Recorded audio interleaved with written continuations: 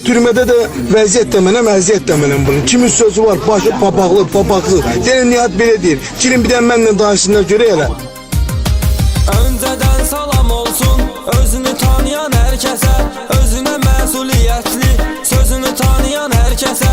Kulinin yadigarı ismini daşır Nihat, uzaqlarda olsa da ürəkdə yaşır Nihat.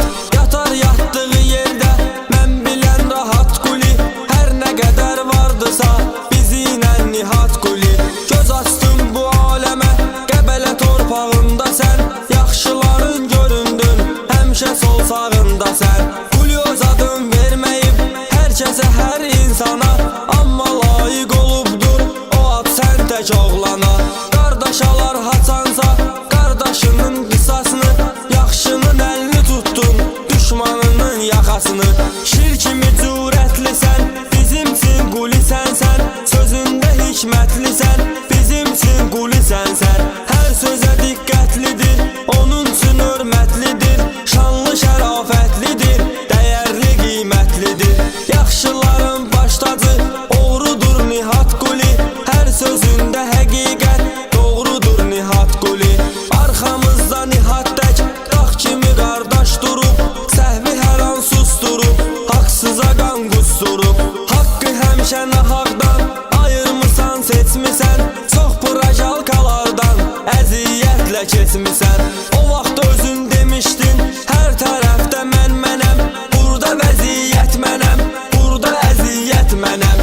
Kuli ilə yan bayandın Nihat sən az yaşından, fəxr edərək öpmüsən baş tacının başından.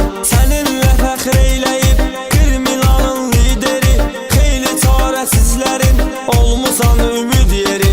Nihat Allahı sevdin, onun üçün də sevildin, əyilmədin bir kəsə, tək namazda əyildin. Hər tərəfdə blatnoy, ömür eləyib mujiskoy, söhbətin bradijnoy, olmusan bizə radnoy. Kasıbların qardaşı, məzlumun mülayimi, parça parça tikəliyər, tapdalayar zalimi. Fəxr edirik səninlə, həqarətli oğulsan, mərd həyat yaşayırsan, ləyaqətli oğulsan. Qoymadın kasıbları çəkməyə üzgünlüyü, daima hifz eylədin düzlüyü, düzgünlüyü. Qızıldan dəyərlidir Nihat sənin sözlərin, haqqa tərəfdar oldun, haqqı görüb gözlərin. Olubdu can qardaşın səninlə bir yol gedən, qürurla addım attın, çəkinmədin heç nədən. Səni sıxa bilməz heç vaxt çətinlik müvəqqəti, səni Kuli taclandırıb Kulidən aldın ibrəti. Azərbaycanlısan, fəxrisən bu məskənin, düz düşüncəlisən sən, paçdır əqidən sənin.